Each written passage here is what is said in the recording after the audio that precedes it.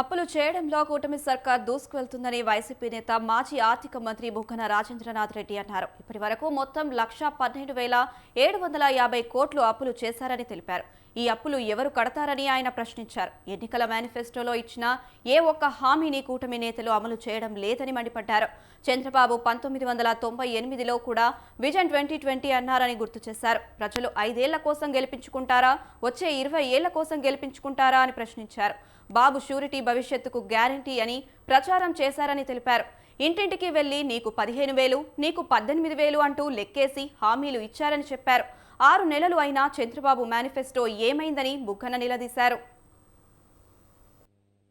ఆడబిడ్డ నిధి 2,07,29,444 మంది మహిళలు ఉన్నారన్నమాట. అంటే ఇంచుమించు 2,07,00,000 మంది అని అనుకుందాం. 37,313 కోట్లు అవసరం ఉంటుంది. ఈ సంవత్సరం ఏమి ఒక్క రూపాయి కూడా కేటాయించలేదు. అన్నదాత సుఖీభవ రైతులు 53,53,000 మంది రైతులు ఉండగా 10,706 కోట్లు అవసరం ఉంటుంది వీళ్ళకి అందాజుగా. కానీ 1,000 కోట్లు బడ్జెట్లో కేటాయింపు. అంటే 10,700 కోట్లు అవసరం ఉంటే కేవలం 1,000 కోట్లు మాత్రం కేటాయించినారు. అంటే అర్థమేమి, ఈ స్కీమ్ కూడా ఈ సంవత్సరం లేనట్లే. ఫ్రీ బస్సు 2,500 కోట్లు అవసరం ఉంటుంది సంవత్సరానికి అందాజుగా, ఈ సంవత్సరం కేటాయింపే లేదు. యువగలం అంటే ప్రతి నిరుద్యోగికి 3,000 రూపాయలు నెలకు కదా, అందాజుగా 7,200 కోట్లు అవసరం ఉంటుంది అందాజుగా. ఎంత 20 లక్షల మంది వాళ్ళు చెప్పినారు కదా, 20 లక్షల ఉద్యోగాలు ఆర్ ఇది అని. ₹1 కేటాయింపు లేదు.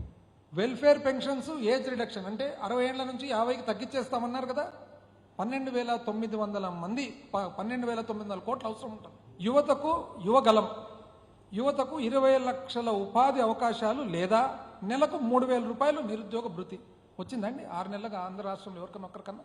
స్కూల్కు వెళ్ళే ప్రతి విద్యార్థినికి 15,000 రూపాయలు. అది సేమ్ నీకు 15 స్కీమ్ ఇది. అన్నదాత సుఖీభవ ప్రతి రైతుకు 20,000 రూపాయలు వచ్చిందండి ఎవరికన్నా. దీపం ప్రతి ఇంటికి 3 గ్యాస్ సిలిండర్లు, ఈ మధ్యలో పావు దీపం అంటే 1 సిలిండర్ ఇచ్చినారు ఈ సంవత్సరానికి. దాన్ని అర్ధదీపం అనాలన్నా, పావు దీపం అనాలన్నా, ఏం దీపం అనాలన్నా మళ్ళీ దాన్ని. ఆడబిడ్డ నిధి ప్రతి మహిళకి 1,500 రూపాయలు నెలకు, అంటే 18,000 అందాజుగా 2,500 కోట్లు అవసరం ఉంటుంది సంవత్సరానికి అందాజుగా, ఈ సంవత్సరం కేటాయింపే లేదు. వెల్ఫేర్ పెన్షన్స్ ఏజ్ రిడక్షన్ అంటే 60 ఏళ్ల నుంచి 50కి తగ్గించేస్తామన్నారు కదా, 12,900 మంది 12,900 కోట్లు అవసరం ఉంటుంది. బస్సు చిత్తూరు లెక్కితే శ్రీకాకుళం లెక్కితే విజయనగరం నుంచి నెల్లూరు, ఎక్కడంటే అక్కడ తిరగొచ్చు అనుకున్నారు. విజన్ 2047 అంటే విజన్ 2047 అనే డాక్యుమెంటు రిలీజ్ చేయడం జరిగింది. దాని పేరు వచ్చేసి స్వర్ణాంధ్ర అట్ 2047. 2014లో సన్ రైజ్ ఆంధ్రప్రదేశ్, 1998లో ముఖ్యమంత్రిగా ఉన్నప్పుడు విజన్ 2020, అప్పుడు ఒక 20 సంవత్సరాలు, అంటే ఇదొక 20 సంవత్సరాలకు, ఇదొక 25 సంవత్సరాలకు, మరొక 20 సంవత్సరాలకు. అయితే ఈ 3కి ఇంకా మదర్ ఉందన్నమాట, అంటే తల్లి.